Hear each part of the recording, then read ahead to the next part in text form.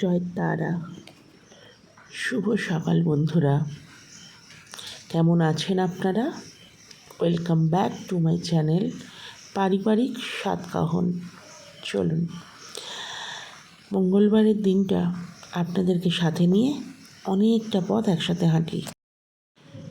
সামনে রথ, তাই ছোটোবেলার কিছু স্মৃতিচারণে করতে করতে ব্রেকফাস্ট করছিলাম আর সাথে দিদার পেছনে লাগছিলাম। দেখুন, আপনারা শুনতে থাকুন দিদাকে আমি কী বলি, আর সেই সুযোগে আমরাও ব্রেকফাস্টটা করে নিই।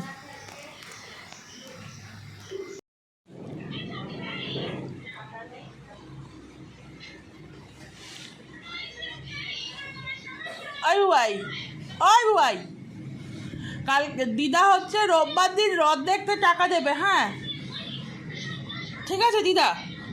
আর তুমি এই তো এখানে আপাতত আমি আছি, সানু আছে আর বুবাই আছে, তিনজনকে তুমি হচ্ছে যদি ওই ছোটোবেলায় 10 টাকা করে দিতে, এখন নাহলে 5 টাকা করে দিতে, 5 থেকে 1500 টাকা দিয়ে দেবে। বাকি হচ্ছে দাদা, বৌদি, তোতা আর অনন্যা আর হচ্ছে ছোটো ভাই, এদের 5 জনকে 5 5-এ 2500 টাকা সবাইকে তুমি আমাদেরকেই দিয়ে দিও না, আমরা দায়িত্ব নিয়ে তাদের অ্যাকাউন্টে ফেলে দেবো। তুমি দেবে? হ্যাঁ হ্যাঁ বলো, হ্যাঁ বলো। আপনার কিছু বক্তব্য আছে এই বিষয়ে? আপনাদেরকে তো কিছুই দেওয়া হবে না, কোনো বক্তব্য পেশ করতে পারলেন না। দিদা দেবে তো রথ দেখতে? রোববার দিন রথ। 10 টাকায় কী হবে? 10 টাকায় আজকালকার দিনে একটা ট্রফিও হয় না।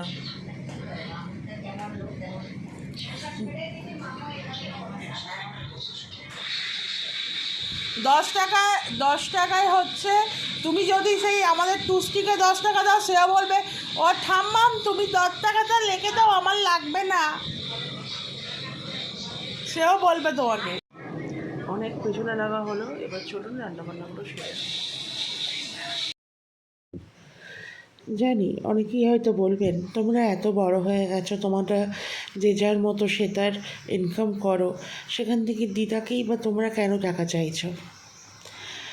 না বন্ধুরা, টাকা চাইছি না, দিদাকে জাস্ট একটু ছোটোবেলার স্মৃতিটা মনে পড়লো, তাই দিদার সাথে শেয়ার করলাম। আমাদেরকে দিদা এই 10 টাকা করে প্রত্যেক মেলায় দিত। যাই হোক, রান্নাটা বসিয়ে দিয়েছি, মাছগুলোও ভাজা হয়ে গেছে প্রায়। না না, মা কাকিমা এখানে দিদাকে রথ দেখার টাকা চাইছে না। আসলে এরা একটা অন্য ব্যাপারে দিদার সাথে আলোচনা করছে।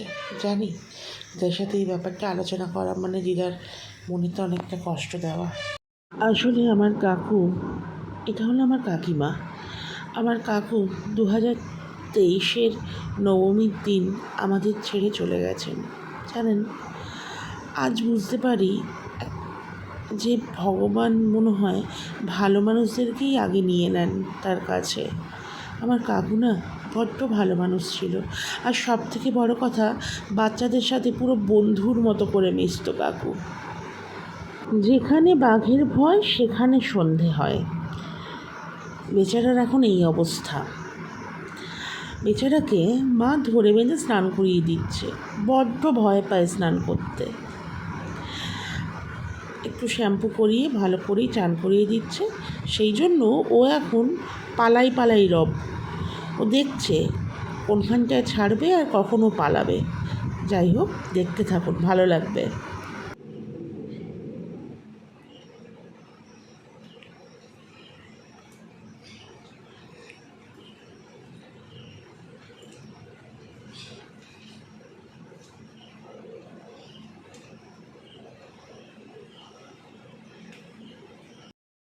ওই যে দূরে ওপরে যাওয়ার গেটটা বন্ধ, কারণটা দেখুন।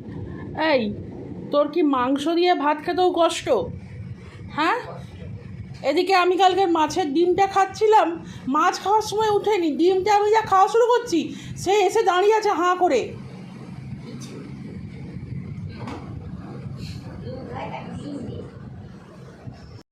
ও না সত্যি খাওয়ার চোর। কেন যে এত খাওয়ার জন্য এরকম করে কিছু বুঝতে পারি না। খিদেও পায় না, না কি কে জানি। যাই হোক, খাইয়ে নি ওকে, ঠিক কীরকম বদমাইশি দেখুন, এইরকমই বদমাইশি করে আমার সাথে সবসময়। কী আর করবো বলুন, ওকে তো আমি সন্তান রূপে দেখি না। চলুন খাইয়ে নিই। দিদাকে এবং ভাইদেরকে খেতে দিয়ে আমরা স্নানে গিয়েছিলাম সবাই। আমি এসে দেখলাম দিদার খাওয়া হয়ে গেছে, সবাইরই খাওয়া হয়ে গেছে ওদের। দিদা থালাগুলোকে এক জায়গায় রেখে দিয়েছে। এরপর আমরা যখন খেতে বসলাম, মানে আমি, মা, কাকিমা, বাইরে দেখছি ঝমঝমিয়ে বৃষ্টি হচ্ছে। কি সুন্দর লাগে না বৃষ্টি দেখলে? আমার তো খুব ভালো লাগে। আপনাদের ভালো লাগে না? একটু জানান না কমেন্ট করে কেমন লাগে বৃষ্টি দেখতে। খাওয়ার পরে ভাত ঘুম দেওয়ার জন্য ওপরে এসেছিলাম। এসে দেখি ও নাকি আমার আগে শুয়ে ভাত ঘুম দিচ্ছে। চোখ বন্ধ করে ঘুমোচ্ছিল একটা ফ্যানের সামনে সরাসরি শুয়ে, একদম লম্বা টান টান হয়ে উনি ঘুমোচ্ছেন। কী বলি বলুন তো একে আর।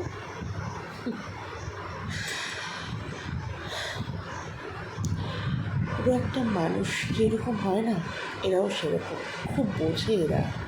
তারপর সন্ধেবেলায় ওর পেছনে লাগছিল মা। অ্যাকচুয়ালি ওর সামনে আমাকে কিছু বলা যাবে না, যেই বলতে যাবে কিছু ও সঙ্গে সঙ্গে এসে তাকে প্রতিবাদ করবে ঠিক এইভাবে। আর মা না ওর পেছনে প্রচুর বদমাইশি করে। দেখুন কী করছে, মা আমাকে মারছে আর ও এখান থেকে তাক নিচ্ছে। এই সমস্ত করতে করতে আমরা রাতের জন্য রুটি বানিয়ে নিয়েছিলাম, আর সকালে চিকেন ছিল, সেটা দিয়ে রাতের ডিনার সারা হয়ে যাবে আজ। আর ও রুটি দুধ খেলো আজকে। চলো আমরা কাজগুলো সেরে নিই, আপনারা বরঞ্চ এর খুনসুটি একটু সময় দেখতে থাকুন।